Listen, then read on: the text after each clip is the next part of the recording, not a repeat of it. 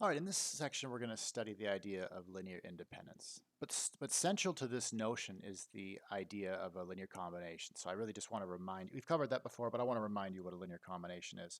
So if you have a collection of vectors, any number of vectors, and they could have any number of coordinates. So in this case, P is the number of vectors in your list, and N is the number of coordinates that each vector has. And if you've got a scalar that is set aside for each of those vectors, so that you can form the scalar product. So C1 is multiplied onto V1, C2 is multiplied onto V2, and so on all the way down to the last one. CP is multiplied onto VP. And then if you add up all those scalar products, then you get this expression.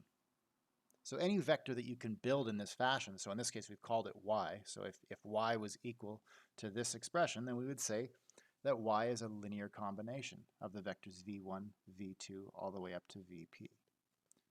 We've covered, like I said, we've covered this before, but I just want to remind you of it. And then the coefficients, C1, C2, all the way up to CP, they have a special name. They're called the weights. They're the weights of the linear combination.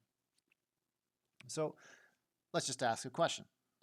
Is the zero vector, so in this case, you're focused on in three-dimensional space, so all the vectors will have three coordinates in this question. Is the zero vector a linear combination of these three vectors, u, v, and w? And you don't have to think about it too long if you think about it the right way. Notice that the weights could be any real numbers at all.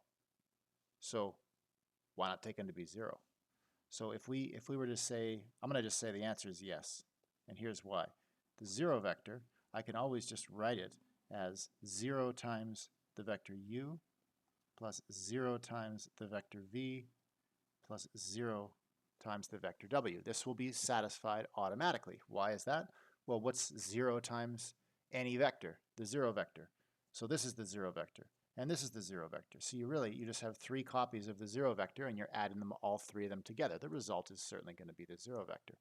So in this case, the answer is yes, and to see that, all you need to do is just take all the weights to be equal to 0. And so somebody, though, is going to hear that and think, yeah, okay, well, that's not really that's not the answer I was hoping for, maybe, right? And that could be a valid point of view. So they might ask the next question. Is there another way to do it? Can you do it in what's referred to as a non-trivial way?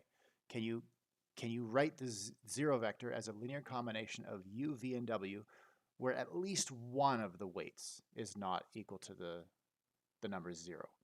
And that's, in general, that may be a difficult question, depending on the vectors, right? And in the case of these vectors, you may have to set it up algebraically to find the answer, right? You may need to algebraically set the zero vector to be equal to an arbitrary linear combination of u, v, and w with unknown weights. You could make up symbols for the weights, maybe call them C1, C2, and C3, and then you would turn that into a vector equation and eventually into a linear system. You could write down the augmented matrix and you could row reduce it and you could look for a solution. Really what it's going to come down to is there a parameter involved? But in general, my point, I don't want to go through that right now. The point is it could take a non-trivial amount of work to answer that question. In this case, though, I'm just going to give you the answer. Okay, I'm not showing you how I came up with this. I'm just giving you the answer. And once it's one of those things, if you know what the answer is, it's quite a brief process to check that it works. But if you didn't know what the answer was, then coming up with it is more difficult. So here's the answer, or one of the possible answers, right? We can go 4 times u minus 3 times v minus w. That's certainly a linear combination of u, v, and w. Well, what will you get if you do that? Well, 4 times u, well, look at u up here. You're going to get 4, 8, 12. And then negative 3 times v, you're going to get positive 6, 0, negative 12. Right, so we'll have, I'll put the negative 3 right into the vector v so that I can put addition between these two vectors. So we'll have positive 6, 0, and negative 12.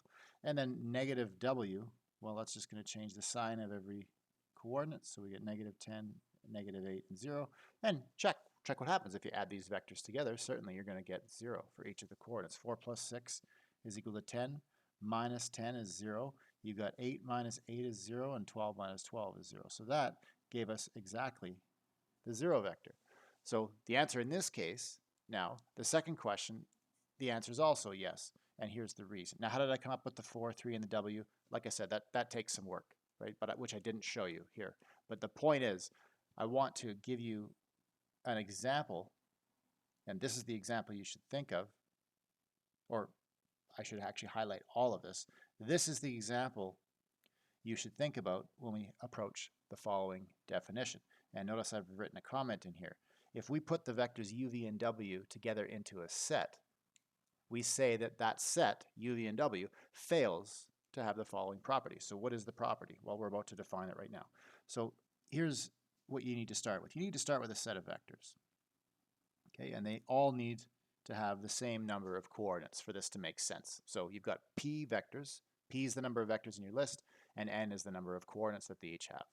We say that the set containing these vectors, and it says is, that should say, or it says are, that should say is. Let me just change that. Now you can say that the vectors themselves are linearly independent, or you can say that the set of vectors is linearly independent, and that's probably that fits the way I set this up better. So is linearly independent if the following is true. And this is the property that we're defining. And let's underline it in red, because this is the term. Okay, so what does it mean for that set of vectors to be linearly independent? It means the only way that you can write the zero vector as a linear combination of the vectors in your set, the only way that's possible is if all of the weights are equal to 0.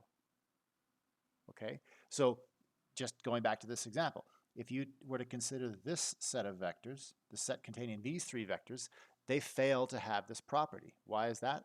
Because there was some other way to write the 0 vector as a linear combination of those 3 vectors, right? In this case, the weights are 4, -3, and -1. And since at least one of those is non-zero, in fact, they're all non-zero, but most importantly, at least one of them is non-zero. Because of that, we say that the vectors are linearly dependent. Okay, that's in other words, the opposite of linearly independent. So if a set of vectors fails to have this property, they're said to be linearly dependent.